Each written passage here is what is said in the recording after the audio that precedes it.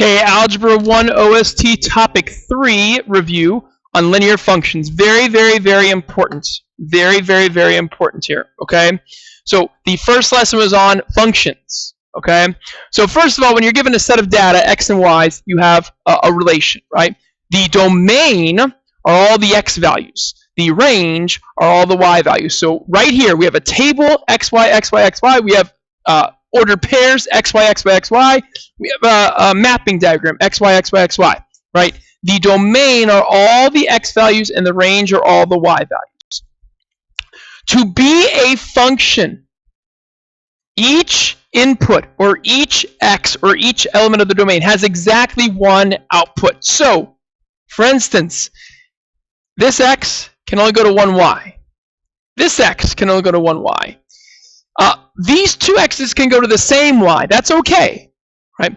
But you are not okay if you have one x that goes to two different y's itself. That is a big problem.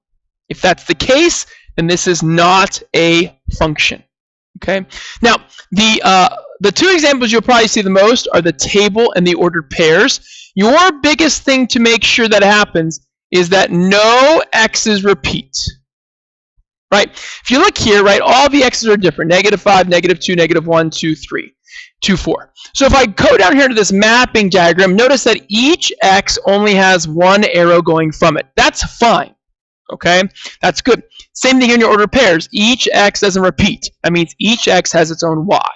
The moment that you add another ordered pair with the same x value, that causes you to not be a function. So for instance, if I added a third, or another table here, another entry, and I did -5, -3, okay? So now I have -5, the same x value, but now it's also going to -3. So it's going to 0 and -3. Now this would not be a function, because you have one x having two arrows going from it. That's a no-no. Please, please, please remember this, because they're going to ask you this. Okay, 3-2 on linear functions. So again, this is still slope-intercept form. F of x equals mx plus b. Again, this is just said f of x is notation. Again, if they give you a function and an x value, you just plug it in to get the y, right? So if I have a function, f of x, and I have an x value, if I take that number and plug it in for x and I simplify, I am going to get a y value out. Right? So if I have a function and I have an x value, plug it in to get out the y. Again, you see table of values. You can always enter a table into Desmos, and then you can always graph the function. Again, a linear function is the same thing as a linear equation. F of x is the same as y.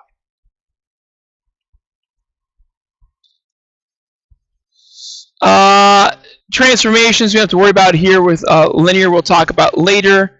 Arithmetic sequences, yes, you need to remember this, right? So an arithmetic sequence is where you have a list of numbers that follow a pattern, and this pattern have what are called a common difference. So arithmetic sequences are important, right? Pattern, the difference between is constant, which means it has a common difference. So if we look here at these numbers here, 1, 7, 13, 19, 25. Find the difference. So they did it right here, right? So from 1 to 7 is a difference of 6. If you have to, just take 7 minus 1. 7 minus 1 is 6. Again, from 7 to 13 is 6. Take 13 minus 7. That's also 6. So we're counting up by 6s. Because that is a constant difference, that is your d value for the different 6. And then you have two formulas to try to remember. First is the recursive formula. Not a big deal. Recursion just means to find the next term, you take the previous term and add the common difference. So for instance here, say I want to find this term, the fourth term, right? This is the first term, second term. I want to find the fourth term, a sub 4. Well, I'm going to take the previous term, 13, and add the common difference of 6. And that's 19. That's how you get it. Okay? So if I wanted to find the next term, say they said find the next term. So this is the 1, 2, 3, but it's the fifth term. So find the sixth term. Well, I'm going to take 25 and add 6. The next term would be 31. The next term in the sequence would be 31. Okay? But now, say they want you to find any term, the 15th term, the 12th term, the 90th term. Well, now we want to use what is called the explicit formula. So the explicit formula right here, you got to kind of have it memorized. A sub n equals a sub 1, the first term, plus n minus 1 times d. Now, this can also be written in function notation. F of n equals a sub 1, the first term, plus n minus 1 times d. So say I want to find the 15th term using function notation. I would do f of 15 equals, well, the first term is the first number of my sequence, 1, plus 15 minus 1 times 6. So this would be 14. 14 times 6, I believe, is 84, and 84 plus 1 is 85. So your 15th term would be 85, and you can find any term in the sequence.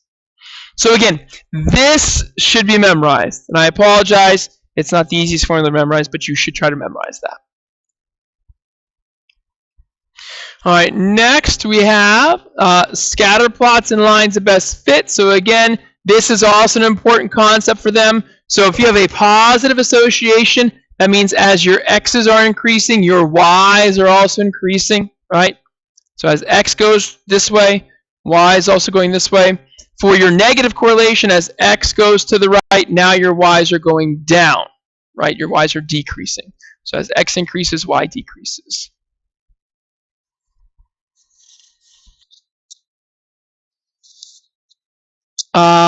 When you do have a table of values, if you plug them in to get a line of best fit equation, you can use your linear regression, y1 squiggle. You can use a or m, x1 plus b, right? So you got to try to remember that, right? And again, that can be m or a.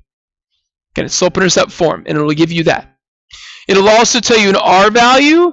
Remember that this r value talks about how strong the association is. It's called the correlation coefficient, right? Correlation. So your number can be between -1 and 1. -1 being a strong negative correlation, +1 being a strong positive, and if it's close to 0, that means it's weak.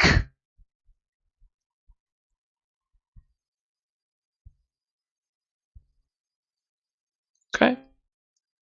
And then I kind of just talked about the analyzing the line of best fit. So this is linear regression. Again, we talked about y1 squiggle, ax1 plus b. Okay, and again, we're not going to talk about residuals. It's fine. All right, so again, from this topic, right, a very important topic. So linear function, f of x equals mx plus b.